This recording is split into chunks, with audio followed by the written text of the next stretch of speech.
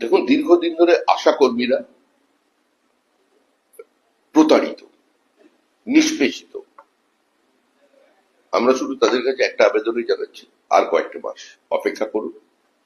তারা বঞ্চিত হবেন না, তারা তাদের শ্রমের উপযুক্ত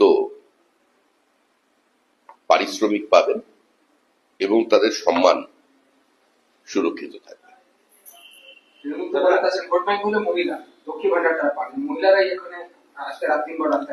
দেখুন, এই মুহূর্তে পশ্চিমবঙ্গের সমস্ত নারী শক্তি তৃণমূল কংগ্রেস সরকারকে উৎপাটিত করবে, এর জন্য তারাও প্রতিশ্রুতিবদ্ধ।